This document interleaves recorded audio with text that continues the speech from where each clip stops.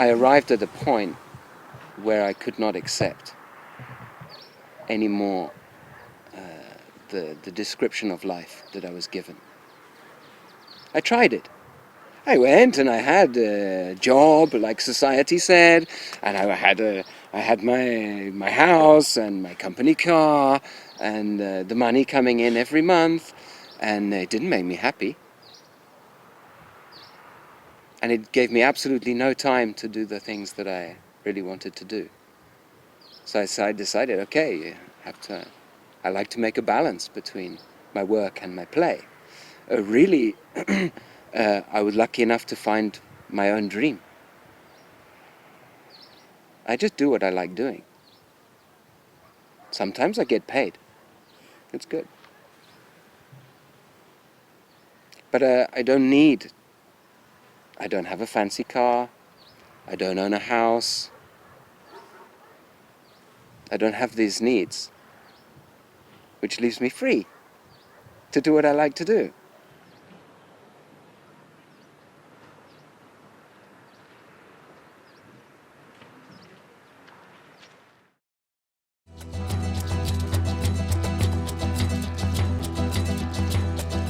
Nature.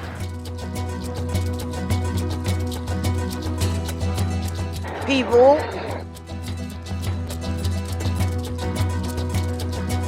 Media. Consumers.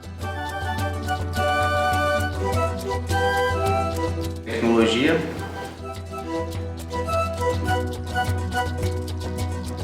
Contaminación. Escasez de recursos.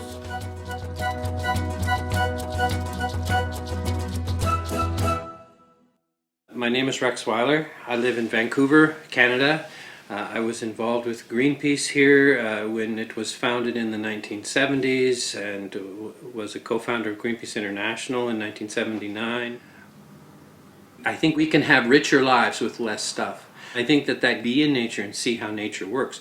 It gives us pleasure, it gives us joy, and it's part of living a happy life and a fulfilled life. And I think the other important things that give us happiness are our family, our friends, our community, not stuff, not consuming stuff. And we need to learn this.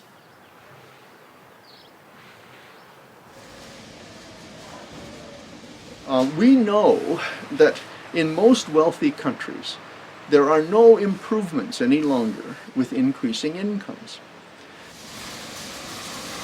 There is a relationship with income. It looks like that and then it flattens out, right? So for early years of development, as incomes increase, things improve. Then they stop improving. So what's the point of having more and more income if you're not living any longer, if nothing else is really improving? In fact, people get unhappy. The United States has a declining satisfaction even at higher and higher incomes. So do many other countries. 95% on what you want most? People need to visualize a much better world at a smaller level of consumption. TVs, cameras, appliances, and more. If you think of it even from the perspective of wealthy countries, we could shrink by half or 3/4, still maintain a very high quality of material well-being, and have a better life because we have more time to do those things we like to do. Go to quibbits.com now. We shouldn't be afraid of contraction. If it benefits us, it's a good thing. I'm a professor of ecological economics and human ecology at the University of British Columbia in Vancouver, Canada. Consumption, the way it works today, is a cultural paradigm. It's how we relate to the world.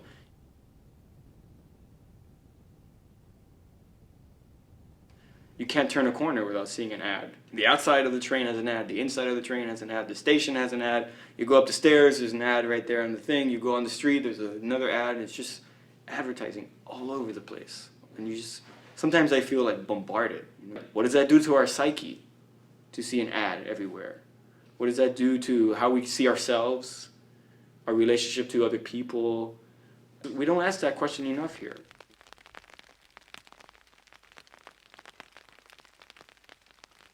The big media tells you to consume more and get a credit card or get something faster or bigger or shinier, because this is what makes us all happy.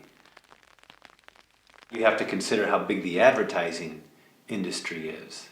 If humans naturally wanted all these things, why do they need to spend billions of dollars every year to tell us that you want these things, only to be told next year that, oh, that thing's no good anymore, now you have to get the new one?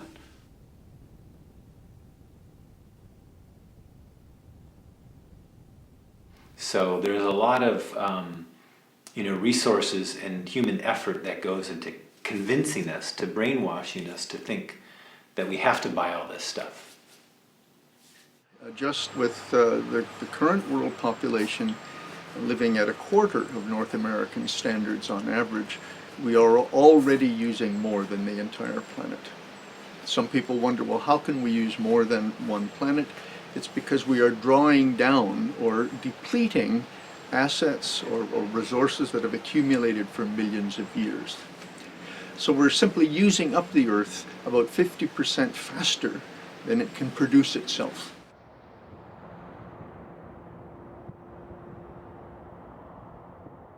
The way we're designing the planet today, where everybody assumes that growth can continue forever, where everybody assumes that China and India and another 2 billion people can reach European or North American material standards, that is a doomed pathway. It cannot happen on this planet with any known technology.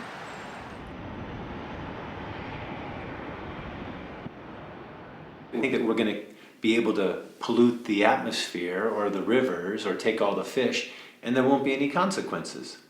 So in a way, you can say this industrial society has been just a wild party that's lasted for, a few decades, and now the party's over, and there's a big mess, and it's time to clean up, and everybody's going to have a hangover for a while, but we'll have to figure out how to have a party and enjoy ourselves without destroying the house.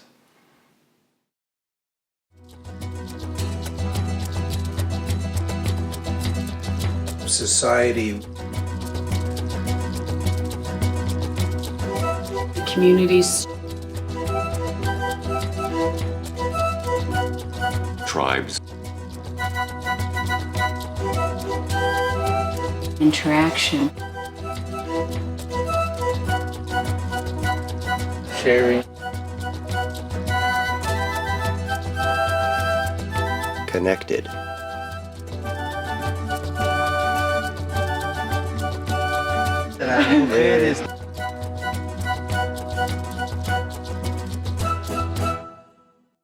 My name is Alan Kenner. I'm a child, family, and adult psychologist. I'm also a writer. As a psychologist, I, want to speak to the fact that it's not an easy change to move to a more simple way of living. There is a giving up of a lot of images of who we are, of what we think we need. There is some actual change. You have to do more manual labor than we might be used to if we're middle class or upper class. There's other kinds of shifts that are real, but they're really not that bad once you actually make them. And in fact, if you're doing them in community, if you're doing them with family, if you're doing them with friends, if you're doing them in such a way that people are supporting each other, these changes become part of moving towards a way of living that's actually more deeply satisfying and pleasing than our current way of being. When any one of us gets hurt or sick, many people come around and say, do you want me to go to the grocery store? Do you want me to go to the video store? Do you need a ride to the doctor?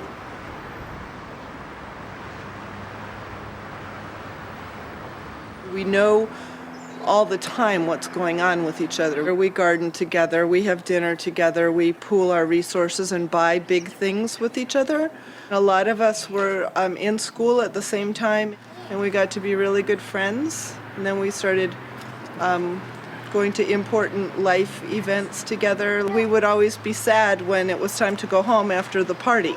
And so we started talking about living together.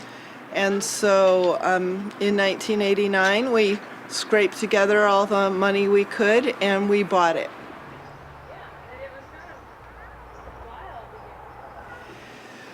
So we just had to talk about how hard that was. We had a lot more disagreement about things then than we do now that we don't have kids involved. Okay, come on. Say bye-bye, chickens. Now a lot of them want to come back and live in community. We're like, well, what are you going to do with your parents? Like, you want to go sleep in your old bedroom? I don't think so. With your new sweetheart, there's not enough room. But it seems to be a very good sign that these kids who grew up in community and now they're your age, they want to live in community. I feel the growth of the movement through my practice.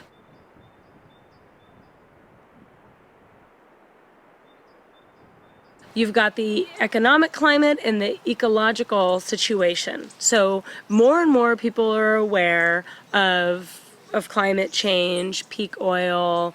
They want to live. They want to have a smaller footprint. And then economically, they see that, wow, if we pool our resources, we'll have more. Part of this idea of being on a single planet, having to share the resources of the planet, we have to recognize that people who live on 4 or 5 or 10 times their fair share of the Earth's output, that's not possible any longer, because there are other people who don't get enough.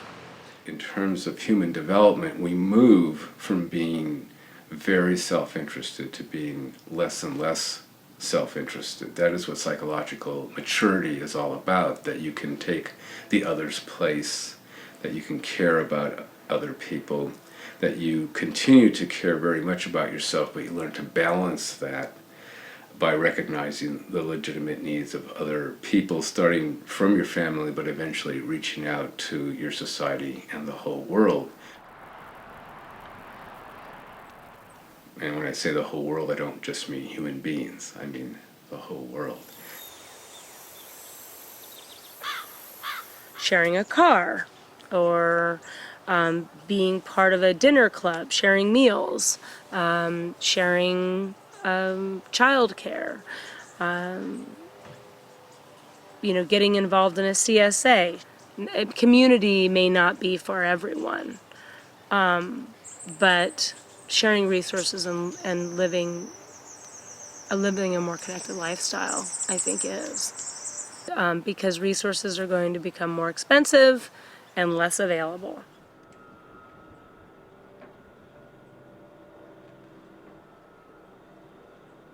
People have a very hard time disconnecting from the economic system and being a consumer. Every little bit we can change our lifestyle will change the economy we live in. My level of consumption is so low, I don't need a lot of money to live. We buy all as a group, so it's much cheaper. We grow as much food as we can, so you can have barter systems.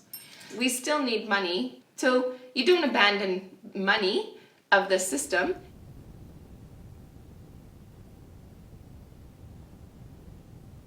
Maybe we're consultants, we're teachers, we own a plant nursery, we have accommodation services, we do events here.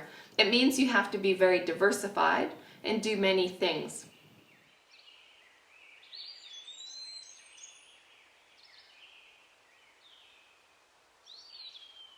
You really might want to think about how to redefine work when you're in a place like this. Am I doing a 9-to-5 job like I would in the corporate world? That has nothing to do with being valued for what you do and being paid by the hour. That has everything to do with an internal impulse that says, I must lay my hand to things in a good way. Most of us live outside for about 8 months of the year. In the winter time, we need to move inside and sit by the fireplace, envision what next? What's going to happen this summer? What building are we going to build? How many more fruit trees will be planted? How will our kids find out what they want to do this summer? And how can we all do this together?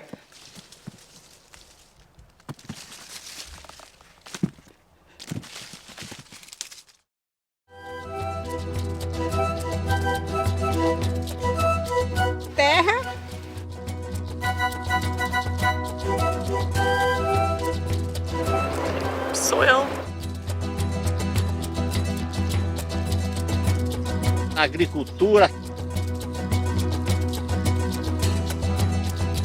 Agroecologia. Salud. Food.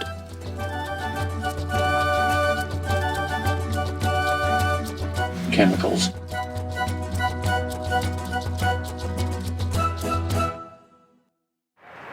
¿Cuánto más podemos esperar?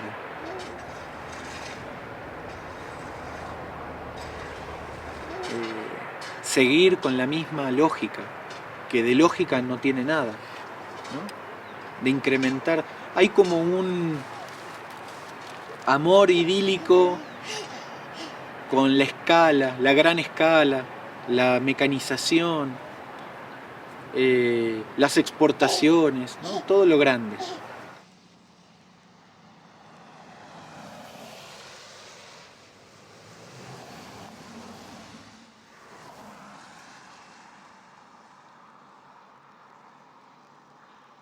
Nosotros hicimos la política de ir ocupando los espacios que no son construibles.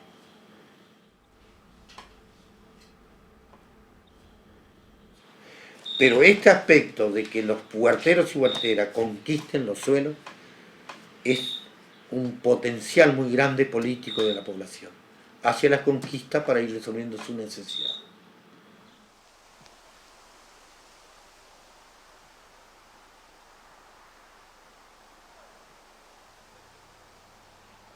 Bueno, mi nombre es Jerónimo Leonori, estamos acá en Argentina, en la provincia de Santa Fe, Rosario. Estamos acá en la huerta Molino Blanco. Nosotros hace poco que arrancamos con este emprendimiento y bueno, de a poco vamos progresando.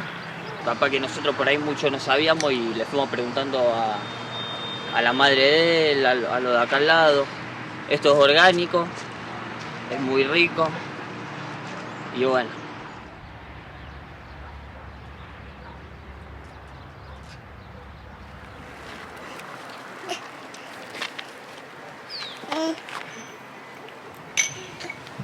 Vino él y me acuerdo ahora de una nota, ¿no? Reciente. Se han encontrado residuos de agroquímicos en la leche materna, ¿no? Si eso no nos alarma, entonces ¿qué? Si no cuestionamos estas cosas, esto se va a ir poniendo peor con los años y está en juego el bienestar de las generaciones que vienen. Y está en la gente común la responsabilidad de iniciar esta reflexión y esta discusión y exigir y vivir y ser parte del cambio, porque el cambio, lamentablemente, por más que le duela a mucha gente, no va a venir de arriba, no va a venir de las grandes instituciones, de los gobiernos, de las empresas, porque simplemente no pueden, no están en condiciones de poder ofrecer la solución. ¿Por qué? Porque las soluciones verdaderas atentan contra sus propios intereses. I mean, I never, ever thought I would end up being an urban farmer, but here I am because there's a need for it, and yeah.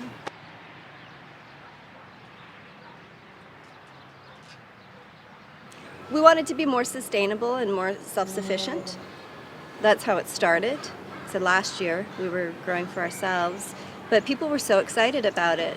Our property backs onto a park, and so we always have children and their families looking to see what we're doing and coming in and touring around, and we've had so much support from the community, we decided, maybe everybody would like to have some fresh local food. As far as time and energy goes, well, I mean, it's hard work, but it's good, honest work. It makes you feel good, it keeps you in shape, and you're eating a lot of really good food, so that helps. Podemos, en lugar de tener un jardín típico, con este estilo así europeo, con césped, podemos producir nuestro propio alimento ahí. ¿Por qué depender completamente de los mercados? No, podemos producir al menos parte de nuestra alimentación. Y para eso no necesitamos ser productores agropecuarios. Basta con un balcón, una maceta, no hay escala. Well, my next door neighbor is growing stuff. Actually, she's growing stuff in the park illegally. But yeah, there's other small-scale producers like myself, and more people are just getting into the backyard gardening, and why not? There's so many resources available now on the internet and workshops. There's free workshops all over the city all the time. I mean, not just in Vancouver. I mean, people are really into this stuff now, and so if you want to grow vegetables, there's no reason not to. Anybody can do it. Children can do it. Yes, you are here, lovely girl. She's one of my favorites. Hello. Aren't you a pretty girl? This is Tina. She's a Dorking, and I've had Tina since she was a day-old chick, and we went to pick her up at a heritage farm over on Vancouver Island and brought her back. And we got her just as the city of Vancouver passed the legislation or the regulations that allowed us to have chickens in our backyard. We consider to be critical because having livestock is really an important part of being self-sufficient. And chickens are absolutely fantastic way to get started. They're easy to take care of and they give us lovely eggs, don't you? Lovely, lovely eggs. Cuando tengamos que comprar alimentos,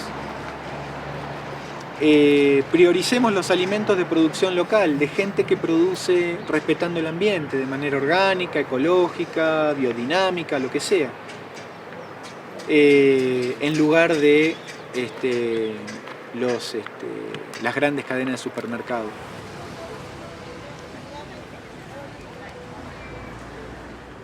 Acá, por ejemplo, nosotros no con nada, ni fungicidas, ni insecticidas, nada.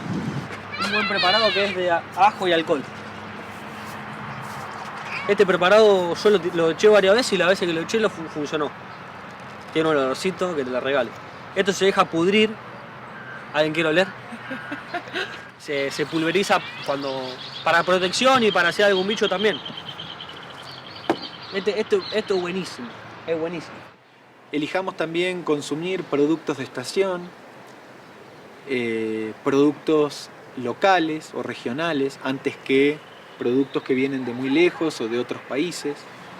Y bueno, nosotros nos gustaría vender esto nosotros. En el centro hay ferias, todo, y ojalá la gente por ahí se concientice en comprar estos alimentos. A nivel mundial hay una crisis de el campesinado. Se toma el trabajo de la tierra como el trabajo más atrasado, que lo hace solamente la gente que es más torpe, más bruta.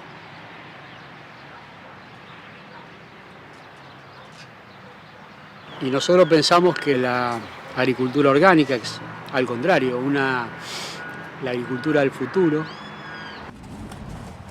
Que es más que nada eso, laburo con el lomo, porque si bien podés leer, después tocar la tierra como por ejemplo acá venía, no por desprestigiar la carrera ni mucho menos, venían lo que se llama ingeniero agrónomo, que capaz no se habían trasplantado un plantín, ¿me entendés? Y espero que en Francia sea distinto, porque acá son medio desastrosos. Saben del monocultivo, soja, trigo y maíz, ¿me entendés?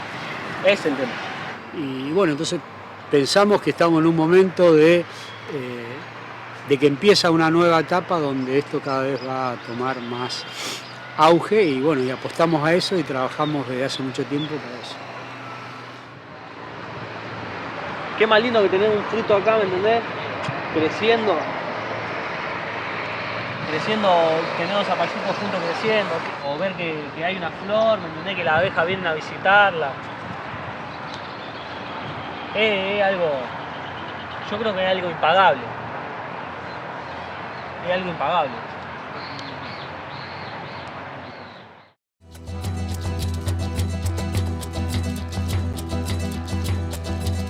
Territory? Vivir.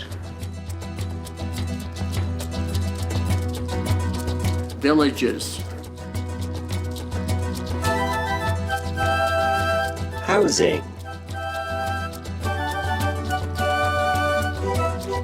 Energy.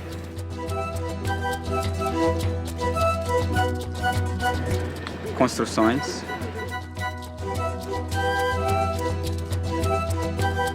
Home.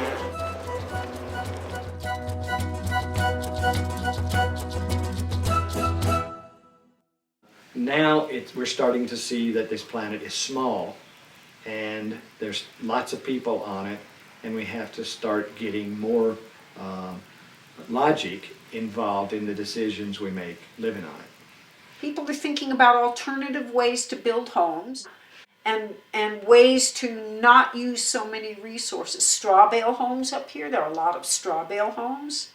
There are homes that are built with pumicecrete. I mean, there are a lot of alternative building methods. The description of what we're doing is sustainable autonomy for everyone.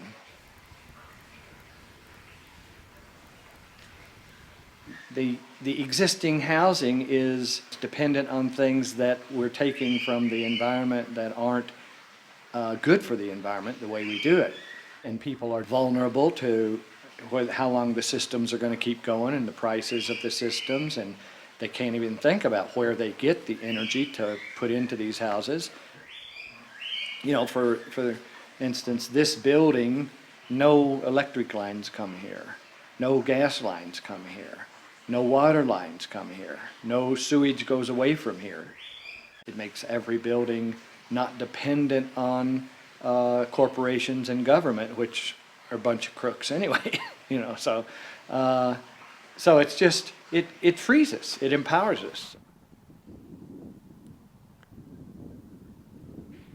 We want to make buildings that, I call it, encounter the environment.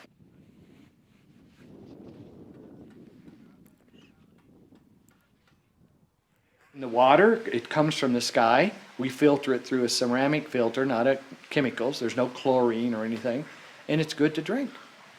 All of the sewage, it's all recycled for plants. Biologically, human waste is good for plants. So they're happy. The energy for keeping the building warm is from the sun coming in. The fireplace is for fun. It's not really heating the building at all. And so the energy for electricity, sun and wind, and the energy for hot water is sun. We do have gas, propane, backup, but you just don't use it that much. Most of the buildings have about $100 a year utility bill, which is gas. So these concepts, it's like you tweak them a little for every different climate. So this is possible on any part of the planet.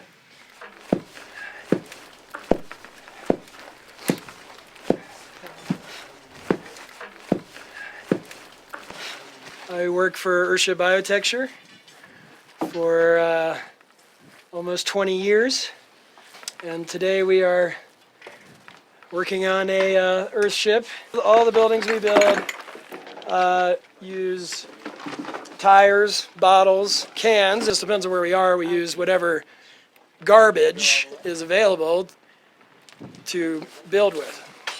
The beauty of it is that it's actually really easy. You don't need to be a master mason or carpenter really to build this type of building.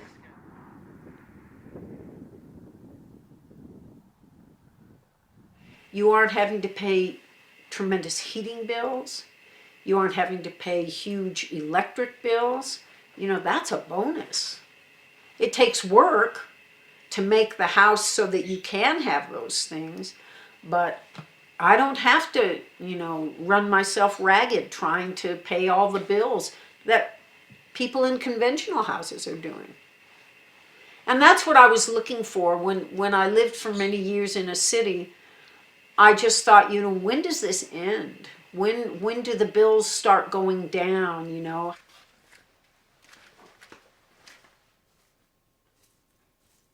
If you live like this, and it has food, and it has electricity, and it has water, and it has heating and cooling with no bills, and you built it, What do you need to work for?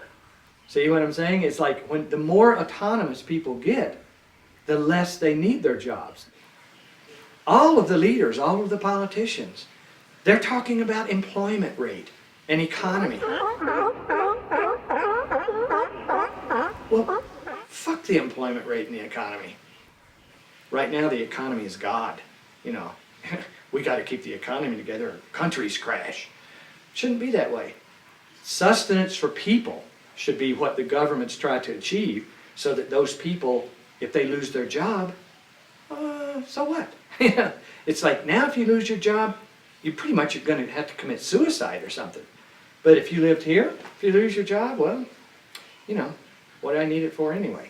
You know, and that's idealistic and taking it to the extreme, but let's lean in that direction, and economy will just fade into the mist. And so will unemployment. It'll just fade into the mist.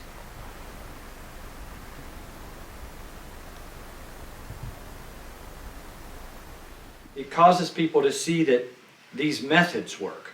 So they take their existing home and they apply these methods to it.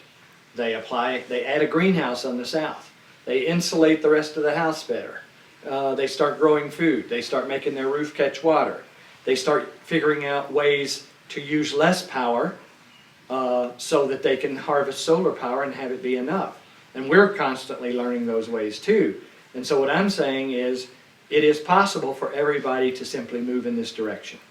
I don't think these are the answers for 6 billion people. I think this is the direction for 6 billion people. I like that I'm living simply and not having to have all the power in the world, not having to have a lot of you know, I'm not using a lot of resources. For instance, if someone wanted to watch television until 2 in the morning every night, or wanted to stay up very late with all their lights on, they wouldn't like it if you had to pay attention to that, you know? And in these houses, you have to pay attention to that. I want what we do have to be able to last longer, you know, so that other people can live. You know, people, the first thing they think is, aren't you deprived? Don't you feel like you need more? And this is not deprivation, you know. This is just simple.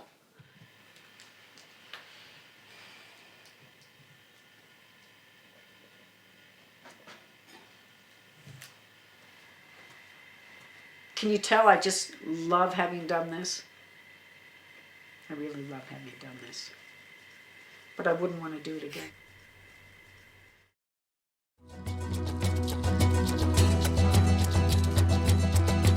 Their children.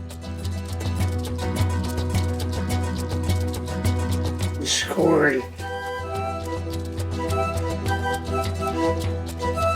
You experience it. Creativity. Education. Recreation. Teach.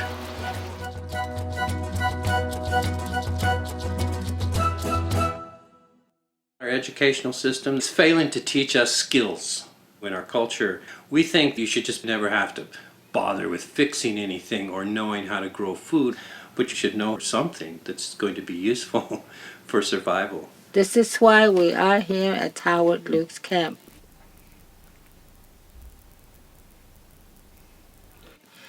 Try to teach the new generation to hunt, to fish, and stuff like this. But the Western world take over everything already. Young generation don't know how to survive. Everything is so easy, you know. That's what changed so many teenagers, like young people. Everything you need is right there. Just this big store over there, and you know, there's a car out there, and you just got everything you need there.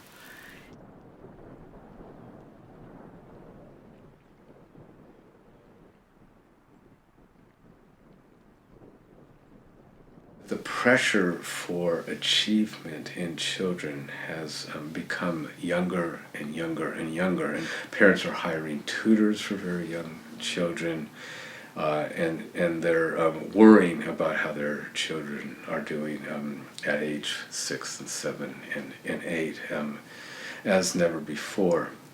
My understanding of this development is that as the commercial values just took over society, people have come to see school more and more as essentially, or the purpose of school more and more is essentially to get a good job so you can make money and buy a lot of stuff. My name is Joel Beck, and I'm a professor of law at the University of British Columbia Corporation, encouraging children to believe that consuming goods is the route to happiness, is the route to self-esteem, is the route to having purpose and to having meaning in life, and really pushing all other kinds of values to the margins.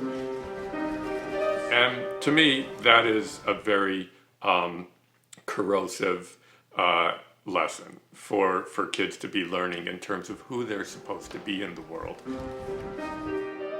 On dit qu'on a trois étapes. On dit d'abord le monde est beau, chez tout petit, puis le monde est bon, et puis le monde est vrai, quand on arrive chez les grands.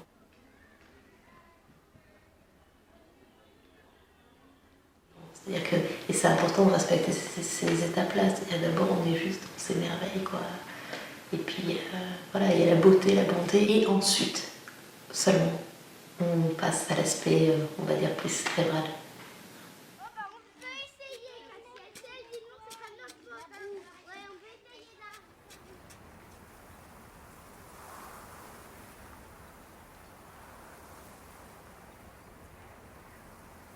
The hyper-rationalization, the quantification of everything also has come into how we educate our kids. The kids don't get education. They get prep for a test. And then they pass the test and then they're considered educated. They put the stamp. And next. Bien sûr, la théorie, elle est importante, mais elle n'est jamais avant. C'est d'abord l'enfant, il expérimente, il fait, il voit, il trouve, et ensuite on le pose ensemble. Par exemple, le cours de botanique, c'est pas alors, il y a 253 000 familles de trucs, et non, on va dehors, on va regarder. On revient en classe, et puis on dessine, on peint.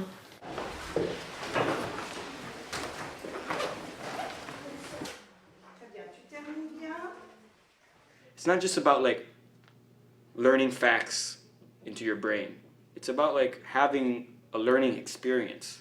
You forget 80% of what you memorize. 80%. I mean, think about every test that you ever had in school that you spent until 4 in the morning trying to memorize everything. Then you remember it for the test, but next week, it's all gone.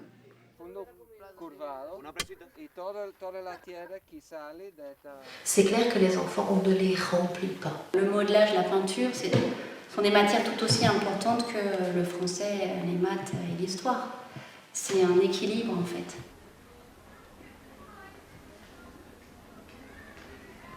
Quand ils quittent là, qu'ils disent qu'on est charpentier, nous c'est tout aussi important que celui qui va faire Sciences Po, quoi. Ou celui qui veut être agriculteur, ou... Et il n'y a rien de mieux ou moins bien, c'est toi. I don't want to be career ready. I want to be like life ready. I want to be ready to have like big thoughts and to think about things and to like engage.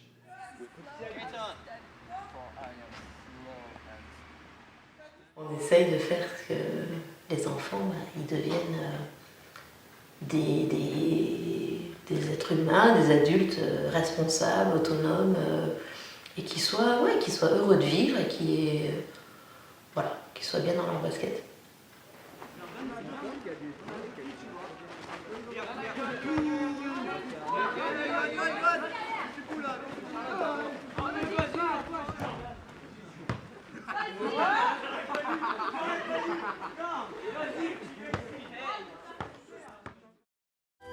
Vas-y.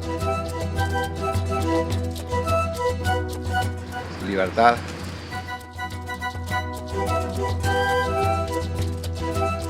Ciudadanos. Laws. Concientizar. Solidariedade. Changes. Action.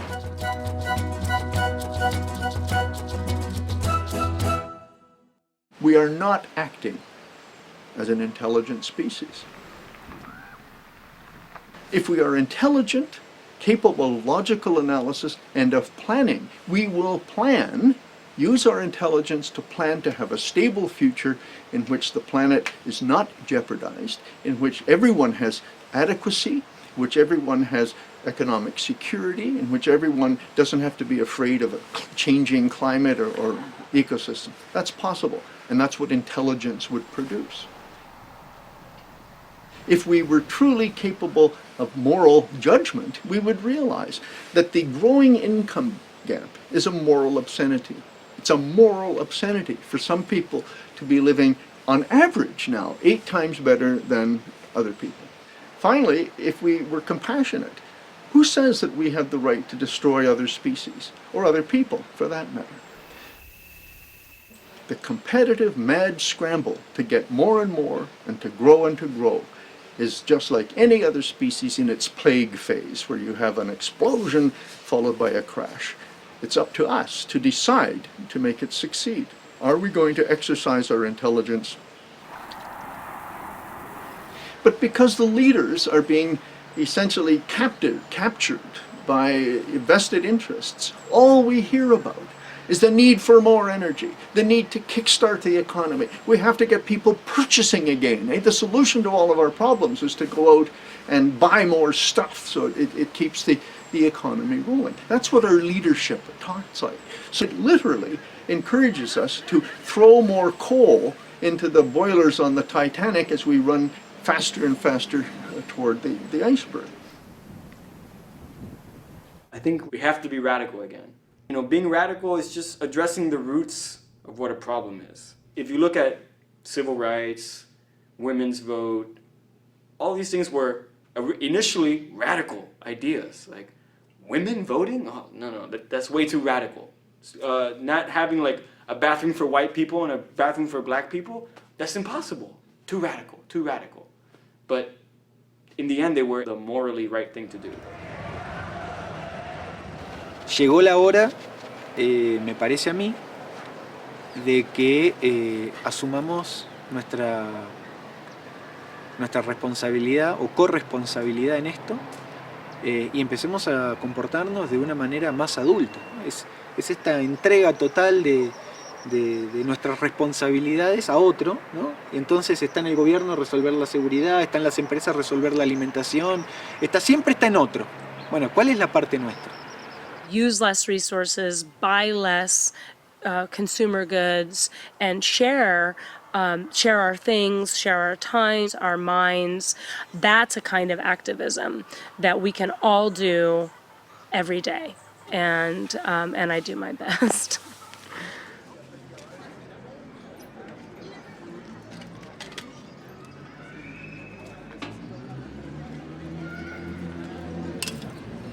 What I advocate a consumer to do is be conscious of the footprint that you're having in the supply chain.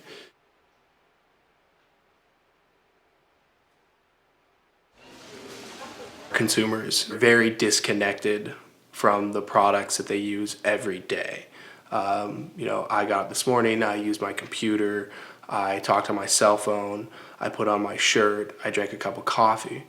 What I don't realize is that I touched products that were tainted by slavery because the computer that I was using had tantalum in it.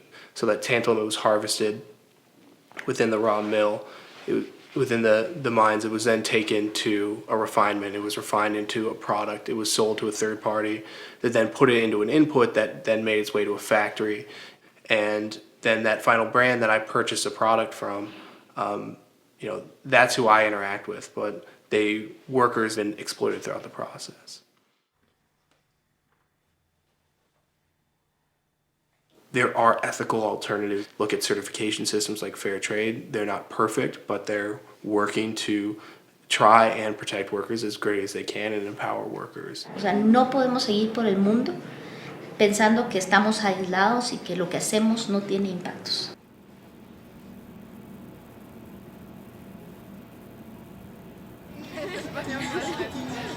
Como en el caso del norte, el bienestar y el tipo de servicios que requieren tienen impactos directos en la vida de otros. Es una discusión que se tiene que hacer en función de para dónde vamos y qué implica el desarrollo que tenemos que abordar como humanidad. We are willing in Europe and in North America to offload our dirty industries to China and other places. So we are quite happy, hypocritically, to enjoy cheap goods and services here. We have clean air, and look at this, it's a beautiful place. But it's only because we don't do anything here. All the pollution from the things I consume, your camera, my computer, is because it's in China. It's a very strange time. Somebody said to me that we were so lucky to come from the people we come from and to be us.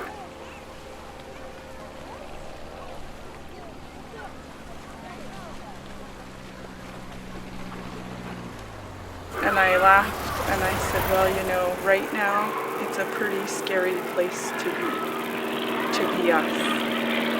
Because our whole world is changing and the animals that we have lived with and off of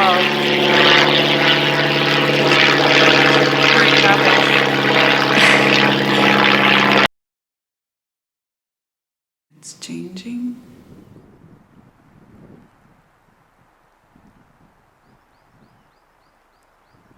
The tundra in some places is growing trees and new animals are coming in that were never seen around before, new insects, birds, all kinds of things.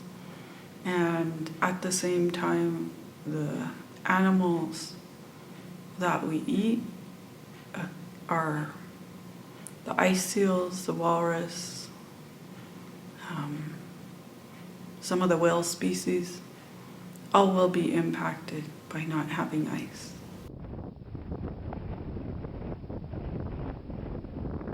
To imagine a world without polar bears and beluga and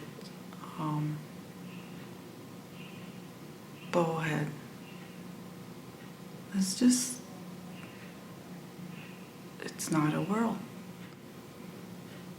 The 21st century is so disposable and the world will have to decide if people like us are disposable. But I'm doing what I can to figure out how not to.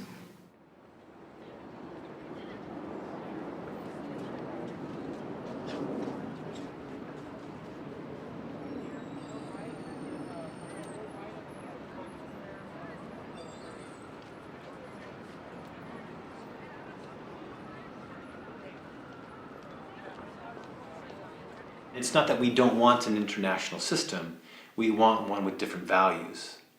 The exchange of cultures, of ideas, of people's different foods and dance and dress and all those wonderful things. It's why we travel, it's why we're curious about the world.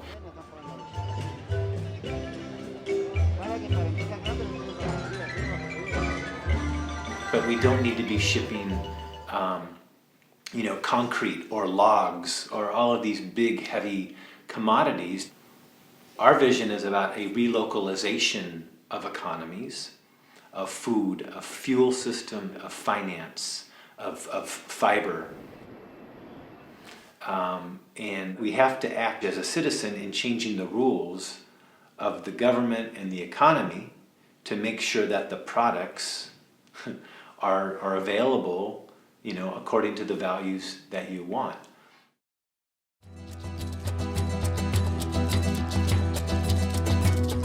elements. Spirituality. Mystery. Love. Évolution. Vida.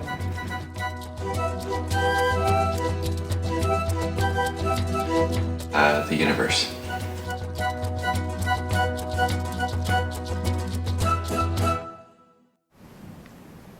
My inspiration for these hard times that we humans are having now on the planet is very connected to nature.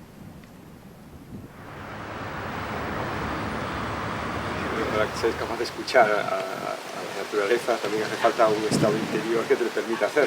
Claro, normalmente el habitante de una ciudad estresado y prisa y con comida basura, pues llega aquí y no es capaz de escuchar nada. Necesitas un tiempo de armonía, de conexión, ¿no? De relajación, de tranquilidad para poder ser capaz de escuchar, sentir las energías sutiles, ¿no? Que vienen de la tierra y de los seres vivos, ¿no? Y eso es lo que pretende este lugar, también ser un centro de retiro y de ayudar a la gente a reconectar con ese ser y con esa, pues con su forma interna que le permita vivir de forma más armoniosa con todos, ¿no?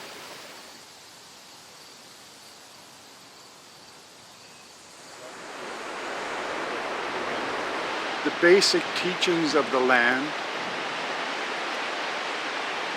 It is how we walk in love.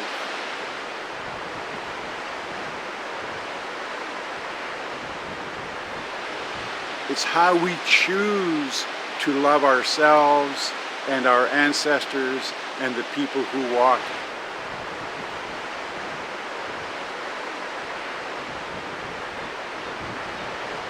I think that when we go down deep inside of ourselves as human beings, it feels good to us to feel connected to the earth. And I think deep down, almost everybody yearns for that. With every breath we take, we're bringing the world into our body. And we exhale, and we have this symbiotic relationship with the environment all the time. The food that we bring into our body, that food has to grow somewhere. That food somewhere, sunlight came down, photosynthesis happened, nutrients came up through the roots of some plant somewhere, and those nutrients are in that thing that we're eating. And when we take that into our body, we have to understand that whole cycle. It's not just something we buy at the supermarket. Every breath we take should remind us that we're connected to the whole world.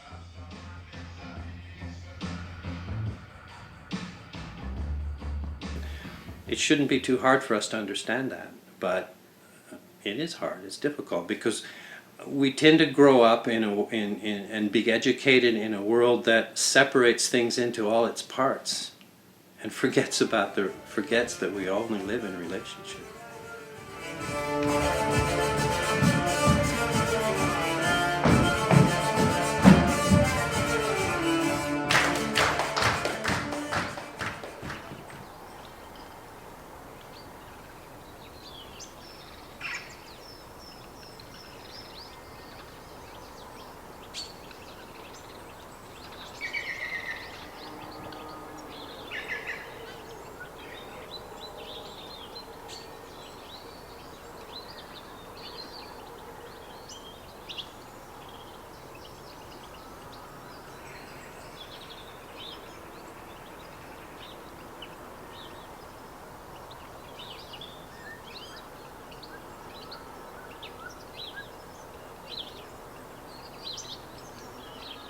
My name is Caroline Staten. I'm the Executive Director of Transition US.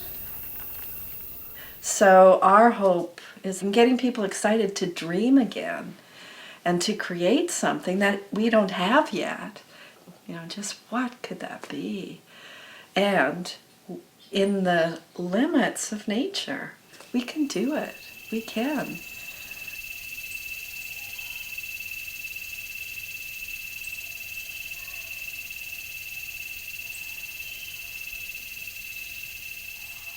A veces lo veo un poco así, como si en el mundo hubiese una película que nos han metido ya desde que éramos pequeños, pero somos libres de crear nuestra propia película y de jugar con ella y de diseñar como nosotros la queremos.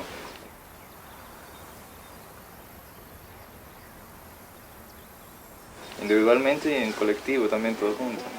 Olvidarnos un poco de todo lo que nos han enseñado y empezar a hacer nuestra propia película, nuestra propia vida.